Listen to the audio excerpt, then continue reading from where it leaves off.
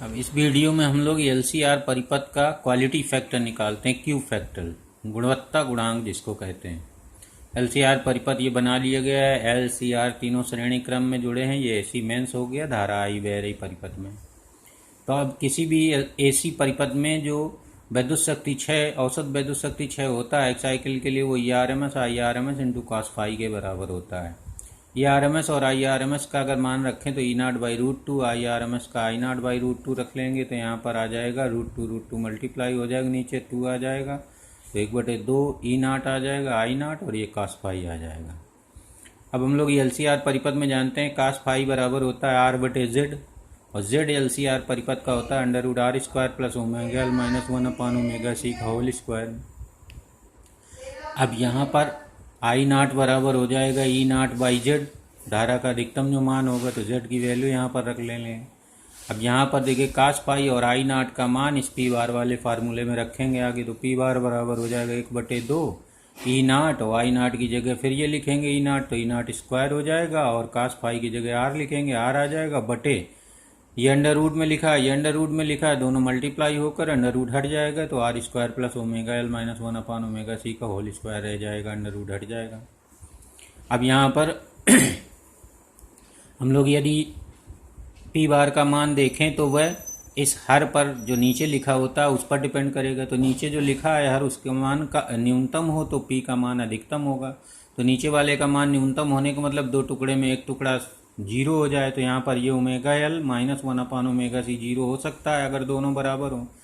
तो ये अनुनाद की स्थिति होती तो यहाँ अनुनाद की स्थिति लगा दी जाएगी कि जब ओमेगा L बराबर 1/ओमेगा C तो P बार का मान अधिकतम होगा और उसे P मैक्स से लिखेंगे। तो P मैक्स बराबर जब लिखा जाएगा तो P मैक्स बराबर हो जाएगा हाफ E0 स्क्वायर R बटे केवल R², तो R² लिख लेंगे यहाँ पर। तो ये होता है LCR परिपथ में अधिकतम विद्युत शक्ति क्षय जब अनुनाद की स्थिति होती है, यानी जब ओमेगा L और 1/ओमेगा C बराबर होते हैं अर्थात XL और XC बराबर होते हैं। तो ये किसी LCR परिपथ में अधिकतम विद्युत शक्ति क्षय का फार्मूला आ गया, हाफ E0² R। अब यहाँ से E0² का अगर मान निकाला जाए तो E0² बराबर हो जाएगा 2, यहाँ मल्टीप्लाई हो जाएगा 2P मैक्स और ये R आ जाएगा 2P मैक्स R। अब इस E0² का मान यहाँ पर समीकरण 1 मैंने डाल दिया है छोटा सा, इसमें रखेंगे आगे। तो जब इसमें रखेंगे आगे तो P बार बराबर आ जाएगा P मैक्स इंटू R² बटे R² plus omega L minus 1/ओमेगा C का होल स्क्वायर। अब यहाँ पर दो कोणीय आवृत्तियाँ ओमेगा 1 और ओमेगा 2 लेंगे जब P बार का मान P मैक्स/2 होगा। तो ये दोनों कोणीय आवृत्तियाँ जहाँ पर हम लोग लिखे थे अर्ध विद्युत शक्ति लिखा गया था, अर्ध विद्युत शक्ति पॉइंट जो लिखे गए थे दो नीचे, अर्ध सामर्थ्य बिंदु जिनको कहा गया था। अब इसमें याद होगा तुमको कि हम लोग जब ये पढ़ रहे थे तो इसमें दो ऐसी फ्रिक्वेंसीज थी जिस पर जो विद्युत शक्ति क्षय वो आधा रह जाता है। तो इन फ्रिक्वेंसीज को ओमेगा 1 और ओमेगा 2 कहते हैं। इनका अंतर बैंडविड्थ कहलाता है, बैंड चौड़ाई। तो अब यहाँ पर इसका इस्तेमाल करेंगे हम लोग। तो यहाँ पर इस्तेमाल करने के लिए हम लोग अब पहले ओमेगा 1 लिखेंगे और P बार की जगह P मैक्स/2 लिखेंगे। इसी तरह दूसरी बार ओमेगा 2 लिखेंगे यहाँ पर और P बार की जगह फिर से P मैक्स/2। तो अब ओमेगा 1 लिखने पर देखिए ओमेगा 1 फ्रिक्वेंसी पर P मैक्स/2 बराबर P मैक्स, ये आगे पूरा हो जाएगा तो P मैक्स कट गया और इसको अब ले आएंगे यहाँ पर, दो का यहाँ गुणा कर मल्टीप्लाई हो जाएगा तो R² plus omega 1 L minus 1/ओमेगा C का होल स्क्वायर बराबर 2R²। इस R² को इधर भगा दीजिए तो माइनस में आ जाएगा, घट जाएगा, 2R² में 1 बचेगा। वर्गमूल ले लीजिए तो यहाँ प्लस माइनस आ जाएगा तो ओमेगा 1 L माइनस 1/ओमेगा C यहाँ आया, इसका वर्गमूल आया प्लस माइनस R लिखा जाता है। अब इसी तरह से अगर ओमेगा 2 यहाँ पर रखा जाए तब भी यही कि करना पड़ेगा। तो यहाँ आ जाएगा ओमेगा 2 माइनस L माइनस 1/ओमेगा 2C बराबर प्लस माइनस R, फिर आ जाएगा। इस समीकरण 2 3 हो जाएंगे। अब यहाँ पर पहले वाले समीकरण में ओमेगा 1 L ओमेगा 1C का मल्टीप्लाई कर लेंगे। तो ओमेगा 1C का मल्टीप्लाई जब करेंगे तो आ जाएगा ओमेगा 1² LC माइनस 1 बराबर omega 1 into plus minus RC आ जाएगा। अब इसमें से LC को भाग दे देंगे तो LC का भाग देने पर इस तरह से आ जाएगा। तो यहाँ पर जो 1/√LC होता है उसको कहते हैं अनुनादी कोणीय आवृत्त, तो यहाँ पर जब लिखेंगे तो स्क्वायर में आ जाएगा, तो इसको आ जाएगा omega 1 square minus omega not square is equal plus minus R बटे एल ओमेगा 1।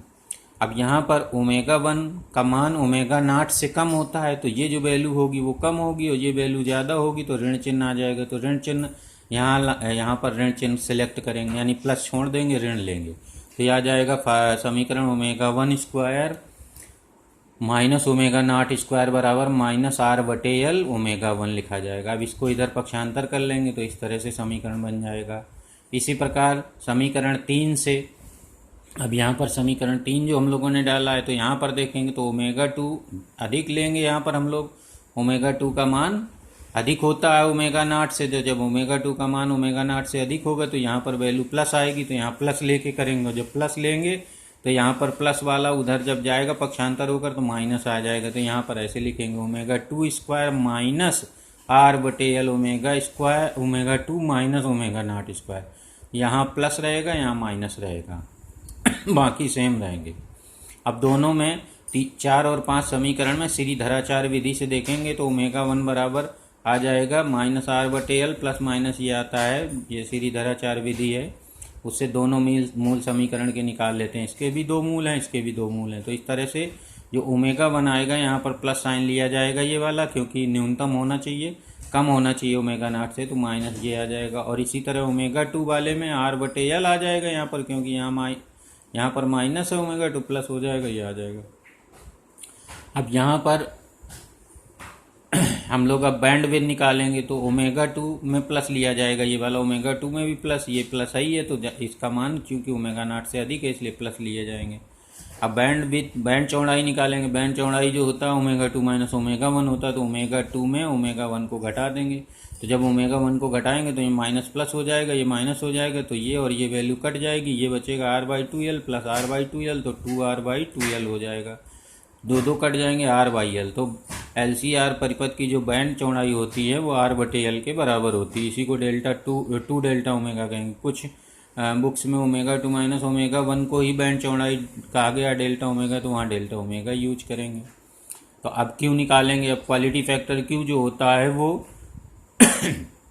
अनुनादी कोणीय आवृत्ति ओमेगा नॉट और बैंड चौड़ाई के अनुपात के बराबर होता है, तो दोनों के मान, तो ओमेगा नॉट का मान होता है 1/√LC, और ये जो बैंड चौड़ाई हम लोगों ने निकाली r/l, तो ये r/l आ जाएगा। अब l ऊपर चला जाएगा यहाँ पर, तो जब l ऊपर जाएगा तो ये l अंडर रूट में नीचे है यहाँ पर, तो ऊपर अंडर रूट लग जाएगा l में, और c वाला जो है वो नीचे है, ये तो नीचे रहेगा, और 1/r ये r रहेगा, 1/r√l/c। तो ये क्वालिटी फैक्टर यानी गुणवत्ता गुणांक होता है LCR परिपथ का। अब यहाँ पर अगर R और C कम हो, L अधिक हो, तो क्वालिटी फैक्टर अधिक होगा, अर्थात जो अनुनाद होगा वो